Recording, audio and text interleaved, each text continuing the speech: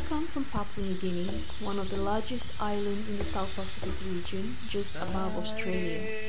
Many who have visited the country have their own way of describing the exotic beauty of my country to the outside world. Those born and raised in Papua New Guinea also have their own stories to tell.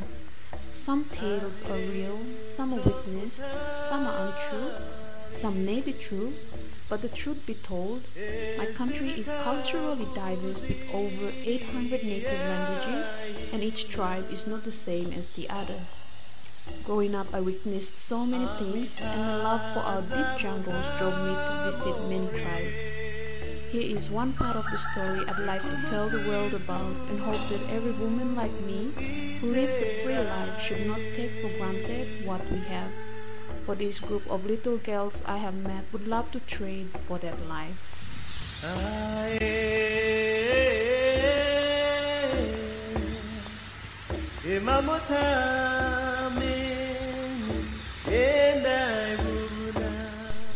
Being the usual me who loves traveling and exploring, I volunteered to be a camera person for my church group who were on a mission to a village called Sori, located in the Gulf province of Papua New Guinea.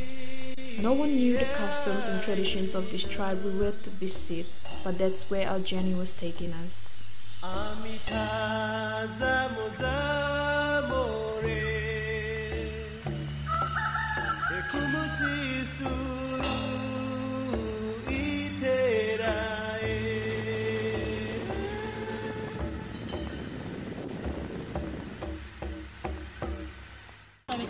Father, what's your time?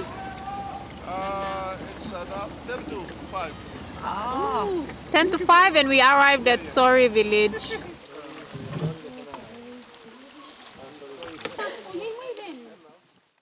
Upon arriving, we had to set up our tent with the help of the locals, worked through the night and continued to the next morning. That day, while setting up our campsite, I looked around to see if I could find girls my age with whom I could chat and find out more about these people. I could not find any, so just had to talk to the mothers, little girls and men of the village.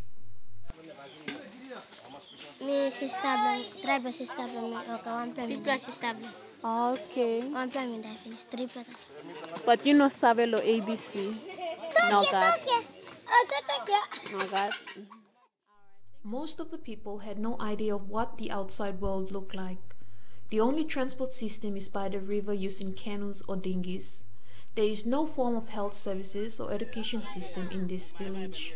The people live in hamlets and all they know and believe is in their traditional values and ancestral spirits.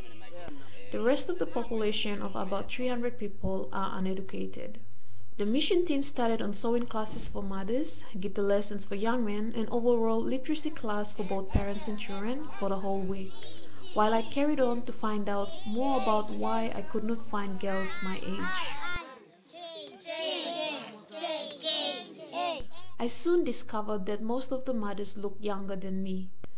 The only girls I could find were ages 6 to 11 years old. The other girls were pregnant or had babies in their arms. They looked quite young to have children. They were teenagers. My translator informed me about their culture. The little girls by the age of 7 or 8 are pledging marriage to men in their 20s, 30s or 40s. When these little girls turn 12 or 13, they are now old enough to be this man's wife.